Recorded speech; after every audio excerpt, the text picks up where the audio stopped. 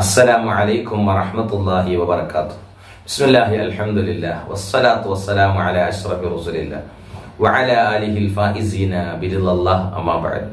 പ്രിയമുള്ള മുഅ്മിനീങ്ങളെ, അൻവർ അബ്ദുള്ള ഫളുഫരി എന്ന് പറയുന്ന ബഹുമാനപ്പെട്ട സയ്യിദുൽ ഉലമ ജിഫിരി മുത്തുക്കോയ തങ്ങൾ നേതൃത്വം നൽകുന്ന സമസ്തയെ അംഗീകരിക്കുന്ന പണ്ഡിതനും ആ സമസ്തയുടെ കീഴിൽ തന്നെ പ്രവർത്തിക്കുന്ന പട്ടിക്കാട് ജാമിഅ നൂരിയ എന്ന് പറയുന്ന സ്ഥാപനത്തിലെ മുദരിസുമായ അദ്ദേഹം വഹാബികളുടെ ആചാര്യനും നേതാവുമായ ഇബ്നു അബ്ദുൽ വഹാബിന്റെ അത്തൗഹീദ് എന്ന് പറയുന്ന ഗ്രന്ഥം പദ്യരൂപത്തിലാക്കിയതുമായി ബന്ധപ്പെട്ട് വലിയ വിവാദങ്ങളും വലിയ വിമർശനങ്ങളും ഏറ്റുവാങ്ങേണ്ടി വന്ന വ്യക്തിത്വമാണ്. ഈ വിഷയത്തിൽ ആദ്യമായി പ്രതികരിച്ചത് റഹ്മത്തുള്ള കാസിമി മുത്തേടം എന്ന് പറയുന്ന മതപ്രഭാഷകനായ പണ്ഡിതനായിരുന്നു.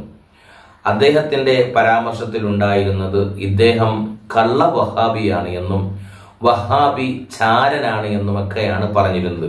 പക്ഷെ അങ്ങനെയൊന്നും പറയാൻ ഞാൻ തയ്യാറല്ല. കാരണം അദ്ദേഹം പ്രത്യക്ഷത്തിൽ തന്നെ ഞാൻ സുന്നിയാണ് എന്ന രൂപത്തിലുള്ള പരാമർശങ്ങൾ നടത്തിയ സ്ഥിതിക്ക് അദ്ദേഹത്തിന്റെ ഹൃദയമൊന്നും കീറി മുറിച്ചു നോക്കാൻ നമുക്ക് കഴിയില്ല. ഞാൻ സുന്നിയാണെന്ന് അദ്ദേഹം പറഞ്ഞ സ്ഥിതിക്ക് നമുക്ക് അതങ്ങ് സ്വീകരിക്കുകയല്ലാതെ മറ്റൊരു മാർഗവുമില്ല. പക്ഷേ അദ്ദേഹം ഇബ്നു അബ്ദുൽ വഹാബിന്റെ തൗഹീദ് എന്ന് പറയുന്ന ഗ്രന്ഥം പദ്യരൂപത്തിലാക്കിയതിനെ ഒരു നിലക്കും ന്യായീകരിക്കാനോ സാധൂകരിക്കാനോ സാധിക്കുകയില്ല. അത് വലിയ തെറ്റു തന്നെയാണ്. എന്തൊക്കെ ന്യായീകരണങ്ങൾ അതിന്റെ പിന്നിൽ നടത്തിയാലും ശരി.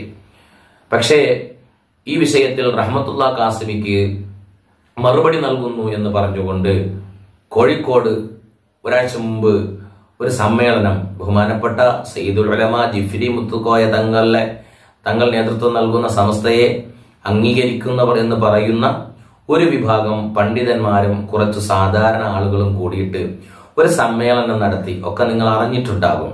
ആ സമ്മേളനത്തിൽ അൻവർ അബ്ദുള്ള ഫളുഫരി അത്തൗഹീദ് എന്ന് പറയുന്ന ഗ്രന്ഥത്തിനെ പദ്യരൂപത്തിലാക്കിയതിനെ ന്യായീകരിക്കുന്നതാണ് നമുക്കവിടെ കാണാൻ സാധിച്ചിട്ടുള്ളത്. എന്നാൽ എനിക്ക് വളരെ സന്തോഷം നൽകുന്ന ഒരു കാര്യം, ബഹുമാനപ്പെട്ട ജിഫിരി മുത്തുക്കോയ തങ്ങൾ ആ വിഷയത്തിൽ ഔദ്യോഗികമായി പ്രതികരണം നടത്തിയിട്ടുണ്ട്. ആ വീഡിയോ ഒന്ന് നിങ്ങൾ കേട്ടു നോക്കുക. ആശയപരമായി നേരിട്ടിട്ടുണ്ട്. ഒരുപാട് ഗ്രന്ഥങ്ങൾ അവർ രചിച്ചു. ഇതൊക്കെ എന്തിനു വേണ്ടി രചിച്ചതാണ്? വിദേഹത്തിനെ പ്രതിരോധിക്കാൻ വേണ്ടി രചിച്ചതാണ്. അപ്പൊ വിദേഹത്തിനെ പ്രതിരോധിക്കാൻ വേണ്ടി വിദേഹത്തിന്റെ ഗ്രന്ഥങ്ങൾ ഉണ്ടെങ്കിൽ ആ ഗ്രന്ഥങ്ങളെ പരിശോധിച്ചു. ആ ഗ്രന്ഥങ്ങളിലുള്ളതായ തെറ്റുകൾ മനസ്സിലാക്കി ജനങ്ങൾ പഴിച്ചു പോകുന്നുള്ള നിലക്ക് അതിനെ രണ്ടാമത് ഗദ്യവും പദ്യവും ഒക്കെ എല്ലാ മഹാന്മാരൊക്കെ ചെയ്തത് മനസ്സിലായോ? അതിനെ എതിർക്കുകയാണ് ചെയ്തിട്ടുള്ളത്.